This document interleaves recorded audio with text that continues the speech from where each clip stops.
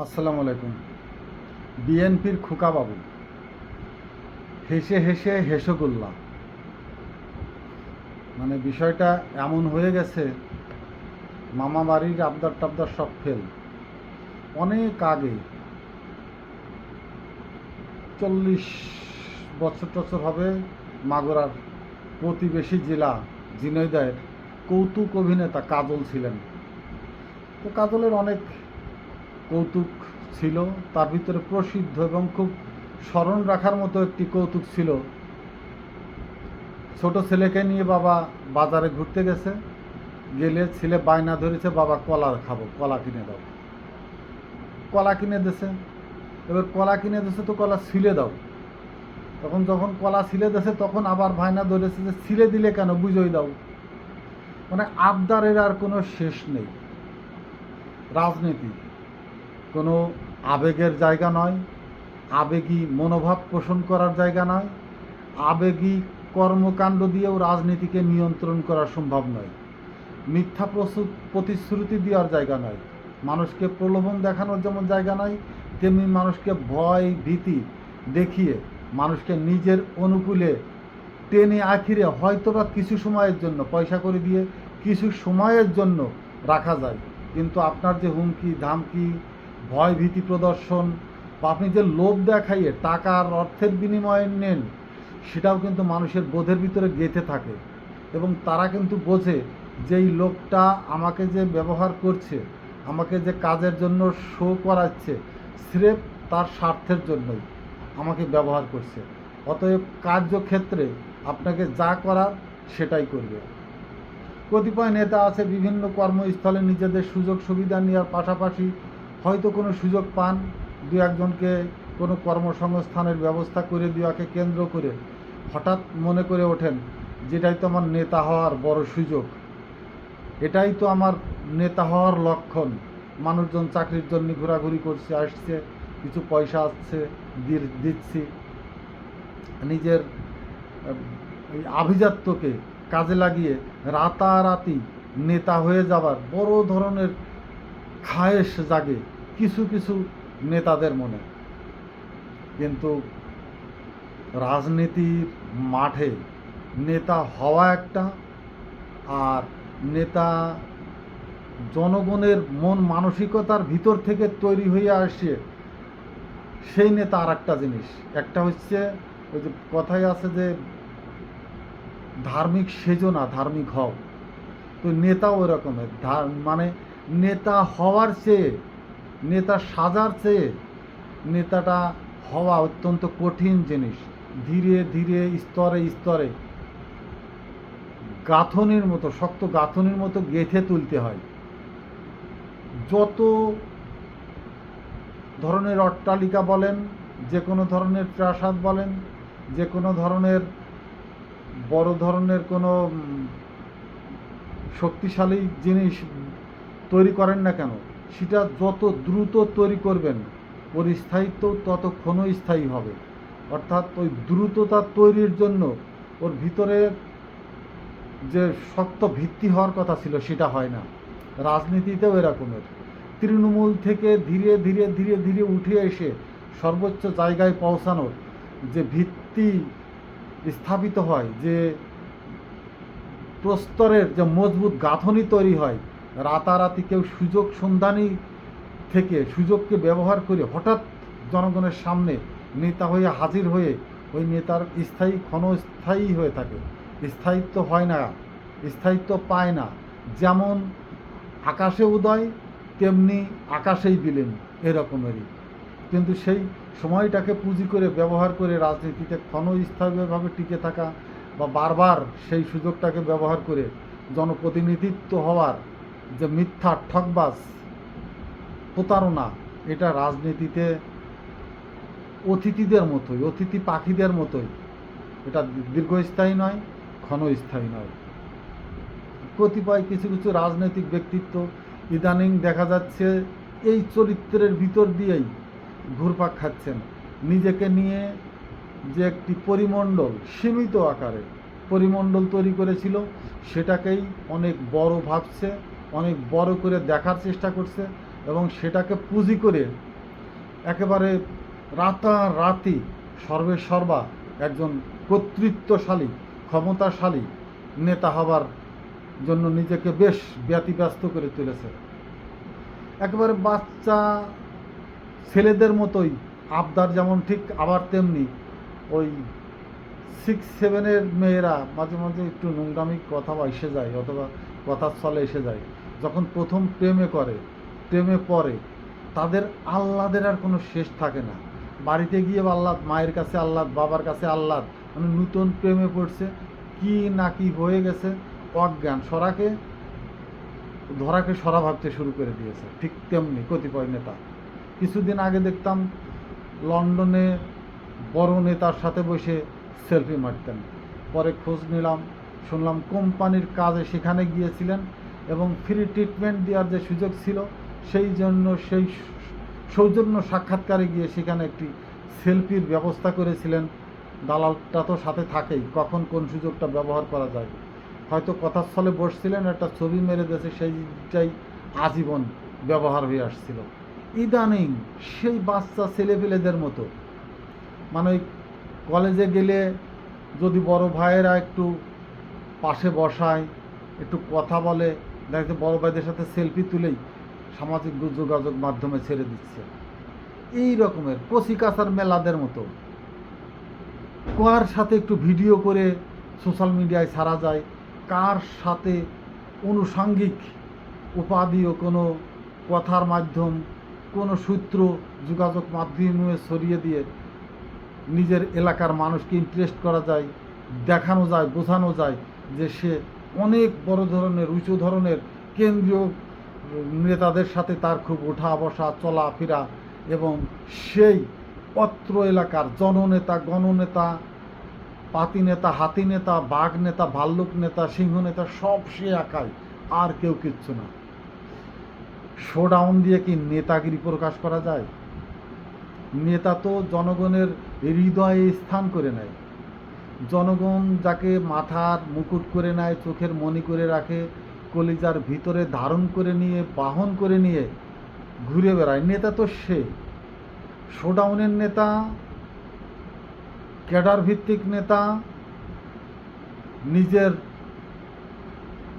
নায়কী চেহারা, নিজের কর্মস্থলের কর্মকাণ্ডকে ব্যবহার করে কিছু মানুষকে সুযোগ সুবিধা দেওয়ার নামে সমসাময়িক ক্ষণস্থায়ী একজন মানুষ নেতা হয়ে যাওয়া, এগুলো ক্ষণস্থায়ী, ইরেজার হওয়ার খুব সম্ভাবনা, মানে যেমন দাগ তেমন ইরেজার, মুছে যাবে খুব দ্রুতই, এই ধরনেরই বলা বাহুল্য। এখন যারা এই ধরনের কর্মকাণ্ডের ভিতরে দিয়ে আছেন, মূলত সাধারণ মানুষের ভোটের রাজনীতিতে একেবারেই শিশু। ভোটের রাজনীতি অন্য জায়গায়, তৃণমূলে সাধারণ মানুষের সাথে উঠা বসা, মিশা, তাদের সাথে মিশে যাওয়া, একজন কৃষক, কৃষিজীবী, একজন শ্রমজীবী, একজন ক্ষুদ্র ব্যবসায়ী, নিম্ন গোষ্ঠী, এই যে একেবারে খেটে খাওয়া নিম্ন স্তরের মানুষদের সাথে একাত্মভাবে মিশে যাওয়ার যে নিজের দৈহিক গঠন, নিজের মুখের যে স্বাভাবিকতা, এগুলো তৈরি করতে অনেক সময়ের প্রয়োজন। ধীরে ধীরে নিজেকে সাধারণ মানুষের সাথে খাপ খাইয়ে নেওয়া, এইটাই হলো মূল রাজনীতি। নিজেকে নায়কী চেহারা দিয়ে, নিজেকে বর্ণাঢ্য ফ্যামিলির, অভিজাত্য ফ্যামিলির ব্যক্তিত্বহীন হিসাবে দেখিয়ে, বড় দামি গাড়িতে চড়ে, দামি বডিগার্ড নিয়ে চলাফেরা, এগুলো সেই সময় এখন নেই। সেই দিন রাজনীতিতে অনেকটা পরিবর্তন হয়ে গেছে। একেবারে বিশেষ করে হঠাৎ করে সাধারণ মানুষ জাগতে শুরু করেছে, ভাবতে শুরু করেছে, চিন্তা শক্তি বেড়েছে তাদের ভিতরে। আমি অনেকের কাছে শুনেছি, তাদের নিজেরাই বলেছে যে অমুকের কাছে গেলে, হ্যাঁ যান, চলে যান, ফোন করে দেব, হ্যাঁ চলে যান, এটা হয়ে যাবে। আদতে দেখা যায় কোনো কিচ্ছুই না, মিথ্যে প্রলোভন, মিথ্যে আশ্বাস, এবং তাদের কাছে তো মানে 50 গজ দূর থেকে বাহকের মাধ্যমে সেই সব নেতাদের সাথে কথা বলতে হয়। সাধারণ মানুষের সাথে সেই সব দামি, অহংকারী, মানে ক্ষমতাশালী নেতারা সাধারণ মানুষের সাথে কথাও বলে না। তাদের সাথে কথা বলতে তারা বাহক, পিয়ন ব্যবহার করে থাকেন। ওই শুনিয়ে এসে বলতে হবে, উত্তর তার মাধ্যমেই পাঠিয়ে দেবে। এই যে নেতাদের, নেক নেতা, চরিত্রবান নেতা, রাজনৈতিক নেতা, এরা হলো বিএনপির খোকাবাবু। এই আহ্লাদে আটখান হওয়া, লাল জুতো পায়, চোখে চশমা আর ব্লাউজ টাইপ জামা, শর্ট স্লিভ, এই যে নায়কী ভঙ্গি, এগুলো রাজনীতির জন্য নয়। রাজনীতির জন্য হইতে হলে নিজেকে যেমন বদলাইতে হবে, পোশাকে বদলাইতে হবে, সবচেয়ে প্রথম বদলাইতে হবে চরিত্রগত দিকগুলো। সাধারণ মানুষের গায়ের ঘাম সহ্য করার মতো মানসিকতা, মানুষের মুখের গন্ধ সহ্য করার ক্ষমতা, সবচেয়ে বড় ক্ষমতা হলো সমালোচনাকে নিজের ভিতরে ধারণ করে সেই সমালোচনার সাথে দ্বিমত পোষণ না করে সেটাকে ধারণ করে সমালোচনার বস্তুকে, তথ্যপাত্রগুলোকে নিজে জাস্টিফাইজ করা, যে নিজে জাস্টিফাইড করে দেখতে হবে যে কথা সমালোচনাটা আমার জন্য সঠিক কিনা। যে সমালোচনা করে সে সঠিক তথ্য জেনে, সঠিকতা জেনে, সত্যতা যাচাই বাছাই করে তারপরে সমালোচনা করে।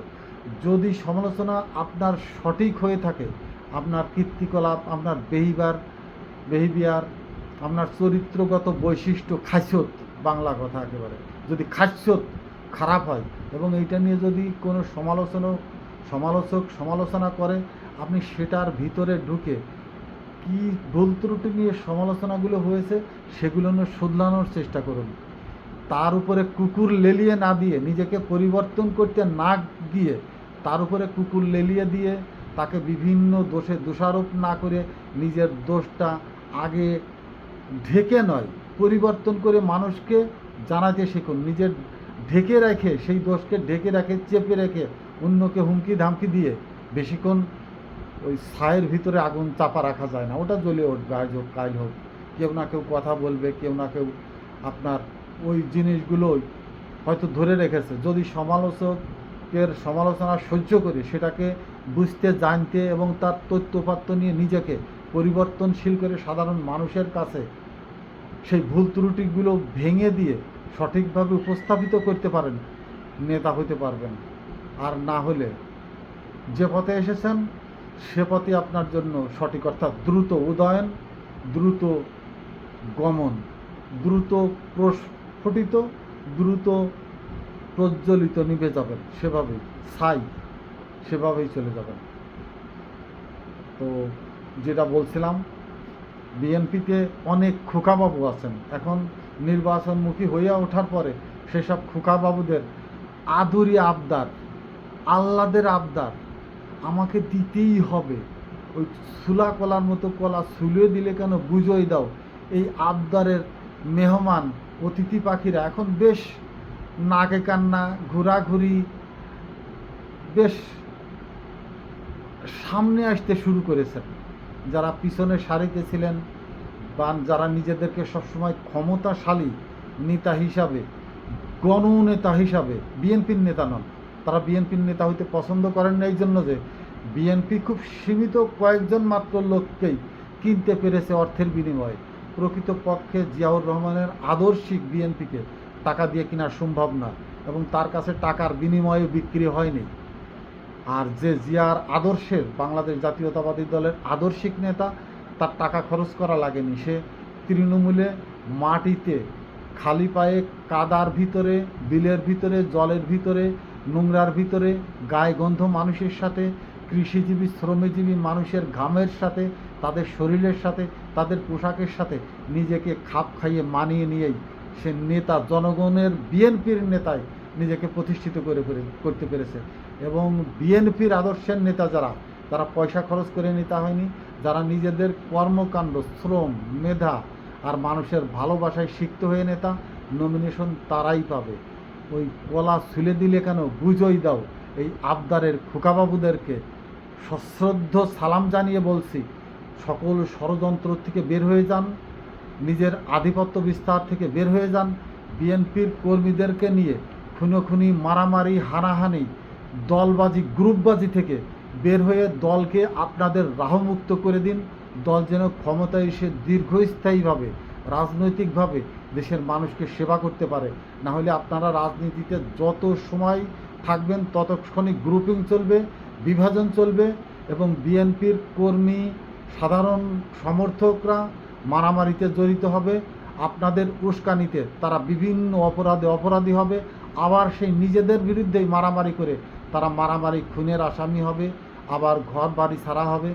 আবার সেই ফেরারি আসামি হয়ে পথে পথে ঘুরে বেড়াবে। অতএব খোকাবাবুদেরকে নমস্কার, আদাব, সালাম জানিয়ে বলছি, আপনারা দলকে রাহমুক্ত করুন। আপনাদের অক্টোপাস থেকে বিএনপির আদর্শিক নেতা, কর্মী, ভোটারদেরকে ক্ষমা করে দিয়ে আপনারা যথাস্থানে আপনাদের কর্মস্থানে ফিরে যাবেন বলে আশা করি। ধন্যবাদ সবাইকে। আসসালামু আলাইকুম।